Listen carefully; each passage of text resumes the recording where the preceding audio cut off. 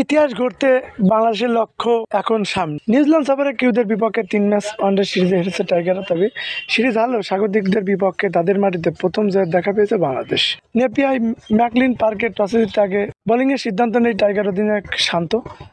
আর বল হাতে আজ শুরু থেকে দুর্দান্ত ছিলেন শেখ মেহেদী শরীফুল। তাদের আগুনের বোলিংয়ে প্রথম 2 ওভারে 3 উইকেট হারানো কিউদের শেষ পর্যন্ত নির্ধারিত 20 ওভারে 9 উইকেট হারিয়ে সংগ্রহ করেছে 134 রান। কিউদের বিপক্ষে সিরিজের প্রথম ম্যাচে টসে জিতে বোলিংয়ের সিদ্ধান্ত নেয় শান্ত। প্রথম ওভারে উইকেটের দেখা পায় বাংলাদেশ। প্রথম ওভারে তৃতীয় বলে মেহেদীর বলে বোল্ড হয়ে সাজঘরে ফেরেন। এরপরের ওভারে বিপাকে পড়ে কিউরা। শরীফুলের দ্বিতীয় বলে স্লিপে সৌম্য সরকার হাতে ক্যাচ দিয়ে পরিণত আর এক কিউ ওপেনার। আর পরের বলেই ফিলিপসকে লেগ বি ফোরে ফাঁদে ফেলে এই টাইগার পেসার।